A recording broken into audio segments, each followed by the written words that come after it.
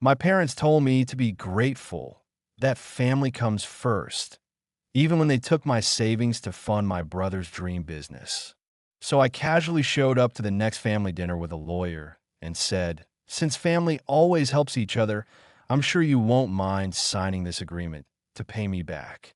Their faces went pale when they saw what it said. Okay, so this is a long one, and I'm still reeling from what happened. It's like I'm stuck in a real life soap opera, and I don't know how it's going to end. But I guess I need to vent, and I need advice. So here we go. I'm 24, and I have always felt like the second best child. Growing up, my brother Matt, 26, was the golden boy. It was always clear that he was the favorite, and my parents made no effort to hide it. Matt could do no wrong. If he got a B in school, my parents would say, "Well, you tried your best." But when I got a B, you could bet I'd hear about how I wasn't working hard enough. It was a constant comparison, and it always felt like no matter what I did, it was never enough. Fast forward to about a year ago, when Matt came up with this brilliant business idea. He's one of those guys who always has big ideas, but no real plan. His latest scheme was a business in a niche industry, some new tech startup thing. I'm not an expert, but it honestly sounded like a huge gamble. He had no experience in the field, no solid business plan, and the whole thing was basically a bet on something that could easily fail. But my parents, they loved it. They were all in. They thought Matt was so smart for trying to start his own thing, and they praised him like he was about to change the world. I don't think I need to tell you, but this was the start of my frustration. I've always been the more responsible one. I've been saving for years, dreaming of one day moving out and starting my own life, free from the constant drama and comparisons. I had about $20,000 saved up, money I had earned from my job, from being frugal, from working hard. This was supposed to be my escape, my future. But my parents, they had other ideas. They sat me down one evening and asked, no, demanded that I give Matt $15,000 to fund his business. The words that came out of their mouths still echo in my head. Family always helps each other. This is a chance to help Matt. He's really trying to do something big, and you'll get it back, no problem. It's just an investment. And of course, they added the classic line, "You should be grateful to help out the family." I was stunned. I mean, they were essentially asking me to give up all my savings for something I had no belief in, all because my brother was their golden boy. They made it sound like it was a privilege to help him, and I'd be selfish if I didn't. I said no, of course. But that didn't sit well with them. I was guilt-tripped into it for weeks. "You have the money. Why wouldn't you help?" My mom would say, "Matt's been so responsible. He deserves this chance. You'll see, it'll pay off for everyone," my dad would add, practically begging me. They used every guilt tactic in the book. And then came the worst line of all. "You should be more like Matt. Look at him. He's doing something with his life while you're just waiting." Finally, I caved. I was exhausted. I figured they were right. Matt was family, and maybe they knew better. Maybe I was overreacting. I wrote a check for $15,000 and handed it over to my parents. They promised me I'd get it back in 6 months with interest. But as the months went by, nothing happened. I didn't get a call from Matt saying, "Hey, we're doing great. You're going to get your money back soon." Instead, I got vague excuses from my parents like, "Oh, it's taking longer than expected," or "Matt's waiting for a big deal to go through." And Matt, he was out there buying expensive new gadgets, going on trips with his so-called business partners, and living the life while I was stuck working a job I hated, trying to scrape together enough money to make rent. But of course, my parents said nothing about it. They just kept assuring me that everything was fine and I needed to be patient. But I wasn't patient anymore. I was angry, frustrated, and honestly, I felt like a fool. I'd worked so hard for that money, sacrificed so much, and for what? So my brother could play around with his dream? So my parents could prop him up and tell me to work harder? all the while ignoring the fact that they'd used me to fund something that was clearly a risk. One night, after one too many guilt trips from my parents about how I should be more like Matt, I snapped. I had had enough of being their emotional punching bag. I had had enough of the double standards. So I started planning. I called up a lawyer. Yeah, I know it sounds extreme, but at that point, I was done letting them manipulate me. I explained the whole situation to the lawyer. I told him about the money I had given them under the guise of helping the family, and how nothing had come back to me. The lawyer told me I had a solid case for demanding repayment, especially with the way my parents had used me like a bank account that I worked with him to draft an official agreement, one that would make it crystal clear that my $15,000 was not a gift. I included a demand for repayment with interest, and I added something extra, a clause that would force my parents to publicly acknowledge their favoritism towards Matt and apologize for the way they had treated me over the years. It was going to be uncomfortable for them, but they needed to hear that I knew I was playing with fire, but I didn't care. I was tired of being overlooked. I was tired of letting them use me. I wasn't going to back down. When the time came, I made sure I wasn't going to be alone. I showed up to the next family dinner with a lawyer in tow. It's hard to describe the look on my parents' faces when they saw him. My mom tried to smile, but I could tell she was rattled. My dad looked like he was about to faint. I handed them the agreement. My mom's hands shook as she opened it, but she didn't say anything at first. She just read it, her face going pale. Finally, she looked up and said, "What is this?" My dad stepped in. "You got to be kidding me. You brought a lawyer here? Over $15,000. I didn't flinch. "Yes, I brought a lawyer. I want my money back. With interest. You took my savings for something that was never going to work, and I want it returned." Matt, who had been sitting in the corner, jumped in with a confused look on his face. "What the hell is going on? We're family. You can't seriously be doing this." I didn't care. I wasn't going to let them guilt trip me anymore. But that's when things got really uncomfortable. My mom started crying. It wasn't the sad kind of cry. No, it was the manipulative, I'm the victim here kind of cry. And I didn't know how to handle it. The silence was thick. My mom's sobs weren't the kind that made you feel bad for her. They were the kind that made you wonder if she was trying to manipulate the situation. My dad, ever the fixer, kept muttering things under his breath like, "This is ridiculous and we'll work it out." But it was clear he had no idea how to handle this. Matt, still in shock, finally spoke up. "This is insane. You're really going to do this to family," he said, his voice shaking. "You're acting like I'm some kind of a scam artist or something." I didn't even look at him. I kept my gaze fixed on my parents. "This isn't about you, Matt. This is about my money, my future, and how you've treated me. This is about you two using me as your personal bank, while Matt gets to play around with his so-called business. I don't care if you're family. This isn't okay." My mom stopped crying for a second and looked me dead in the eyes. "You're making a huge mistake. You don't understand what this is doing to the family. Your father and I interrupted her, the anger rising in my chest. "Don't pull that family card with me. You've never treated me like family. You've always treated me like a backup plan, like the second choice child. It's always been about Matt. And now you want me to just hand over my savings because he needs help? It's not happening." My dad, who had been walking around the kitchen like a caged animal, stopped and turned to face me. His face was a mixture of frustration and desperation. "I can't believe you're doing this. This is not how we raised you.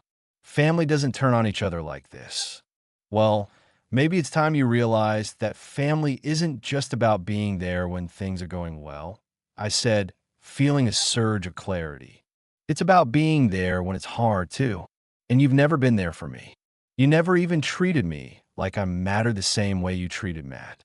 Matt, still trying to play the innocent card, jumped in again. "You're being so dramatic. Seriously, do you really think it's fair to make this a legal thing? You're making a mountain out of a molehill." I could feel the anger bubbling inside me. I've had enough of being nice. I've had enough of making excuses for all of you. You used me. You manipulated me into giving up my savings with promises of helping family. But where's the help for me? Where's the support for what I've worked for?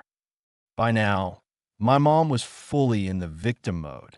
She wiped her eyes with the back of her hand and looked at me as though I was the one who had wronged her. I can't believe you're doing this. We raised you to be strong, to help your brother when he needs you. And now you're just turning your back on us. The guilt trip was in full swing, but it wasn't working. I had been under their thumb for years, always doing what they wanted, always being the one to sacrifice for Matt. But not anymore. I turned to the lawyer, who had been sitting quietly beside me, watching everything unfold. He leaned forward and spoke calmly but firmly. If we're done with the emotional theatrics, we can proceed. This agreement is legally binding. Your daughter is well within her rights to ask for repayment. You've had ample time to do so, and the clause regarding the acknowledgement of favoritism is non-negotiable. Either you sign, or we'll take this further. My dad's face went ashen. He looked at the paper, then at me, then at Matt, who was now standing with a look of disbelief on his face. "We're not signing this," my dad said, voice rising. "This is ridiculous. This is betrayal." "I'm not signing it either," Matt said, shaking his head. "This is just a bad idea. We're family, for God's sake." I could see it now. Matt wasn't even thinking about the money. He wasn't even thinking about how I was the one who'd been taken advantage of. He was just thinking about how this might mess up his little business plan. I wasn't going to play along anymore. I wasn't going to pretend like we were on equal footing. "Then we'll let the courts decide," I said, my voice calm but cold. "You don't want to pay me back? Fine. You don't want to own up to how you've treated me? Fine. But don't think for a second that I'm going to just forget what you've done." My mom was still crying, but it was clear she was starting to panic. No, please," she begged, wiping her tears away. "This is not how we should be handling this. You're tearing the family apart over money." I stood my ground. "It's not about money anymore, Mom. It's about respect. You've never treated me like I mattered. Well, I matter now." The room was so tense you could cut the air with a knife. My parents were silent. My mom now clutching the paper in her hands like she was trying to hold on to something real.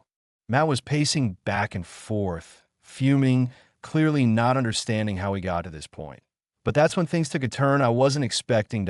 Why Mom, through her tears, looked at me and said something that made my heart stop.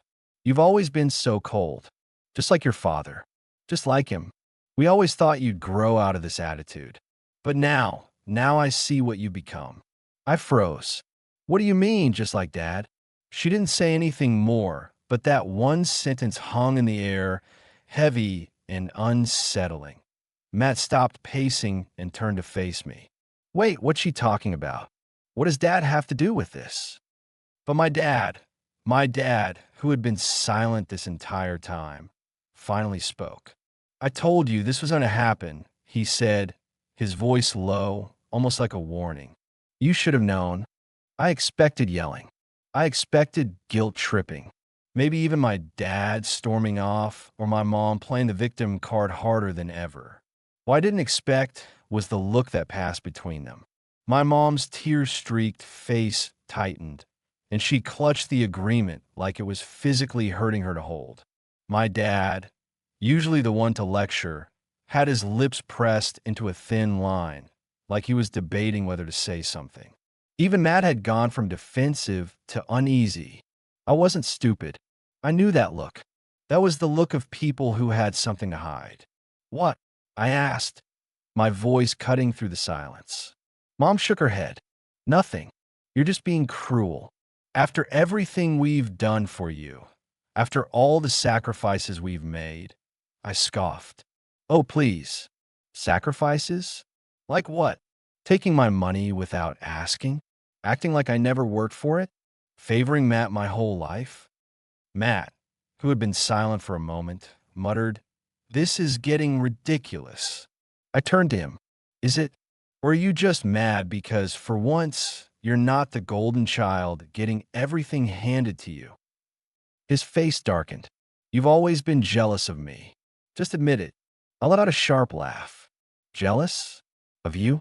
The guy who jumps from one big idea to the next while mom and dad clean up his messes? The guy who got a loan that was actually my money? Yeah, sure, Matt. I'm so jealous. My dad suddenly slammed his hand on the table, making all of us jump.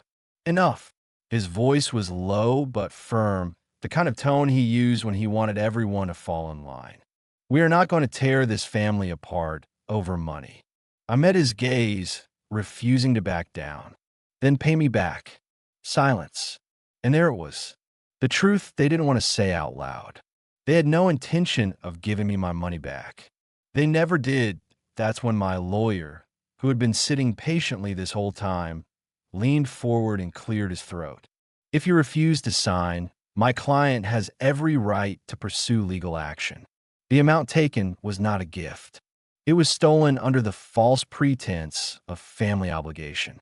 If this goes to court, we'll be seeking full restitution, including legal fees and damages. I watched as my mother paled. My dad looked away. And Matt just let out a bitter laugh.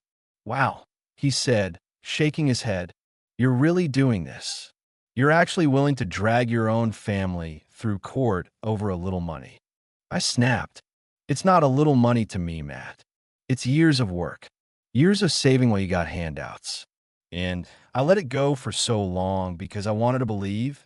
I stopped myself, my throat tight. I wanted to believe I mattered as much as you. The room went dead silent. I hadn't meant to say it out loud, but there it was. My mom's lip trembled, but instead of looking guilty, she looked defensive. You act like we never loved you, she said, her voice barely above a whisper that I swallowed hard. You say you love me, but actions speak louder than words, Mom. Her face crumpled, and for the first time, I saw something in her expression that almost looked like fear. My dad exhaled sharply and rubbed his temples like this was all some exhausting inconvenience. This is why you'll always be alone, he muttered under his breath, and why stomach twisted. Matt smirked. There it is. Classic you. Always pushing people away. No wonder you don't have a family of your own. That was it. I stood up so fast my chair scraped against the floor. My lawyer followed suit, collecting the papers into his folder. We'll see you in court, I said, my voice steady despite the fire burning in my chest. And as I turned to leave, my mom whispered something so quietly I almost missed it. You were never supposed to fight back. I walked out. After I walked out that night, I knew things would never be the same. But I had no idea just how ugly it would get. My parents didn't take me seriously at first. They thought I was bluffing, that I'd cool off and come crawling back with an apology. I guess they forgot that I'd spent my whole life being compliant. I was done with that. A week later, my lawyer officially sent them a demand letter. They ignored it. My dad even sent me a text saying something like, "Enough of this nonsense. You're embarrassing yourself." So I followed through. I filed a lawsuit. That's when the screaming voicemail started. My mom sobbing, begging me to think of the family. My dad's voice, tight with controlled rage, saying I was disrespecting them and tearing the family apart. Matt didn't even try to apologize. He just texted me once saying, "You're a joke." I didn't respond to any of it. Fast forward a couple of months, and my parents finally caved. They didn't want the lawsuit dragging their reputation through the mud. So, through gritted teeth, they settled. I got my money back, plus a little extra for legal fees. But here's the thing. There was no apology. No acknowledgement of what they did. Just resentment. I haven't spoken to them since. No invitations to holidays. No, how have you been? Texts. Nothing. And honestly, it hurts. Even after everything, I wanted them to care. I wanted them to realize they were wrong, to at least show some kind of regret. But they didn't doubt I won, but it didn't feel like a victory. It just felt like closing a door I had spent years trying to keep open. So, Reddit, am I the a-hole? I know they stole from me, manipulated me, and always favor my brother. But cutting off my own parents, even after getting my money back, feels heavy. Was I too harsh? Should I have handled it differently? Or was this the only way to finally stand up for myself? I'd love to hear your thoughts. If you enjoyed this story, don't forget to like, comment, and subscribe for more jaw-dropping family drama stories. What would you have done in this situation?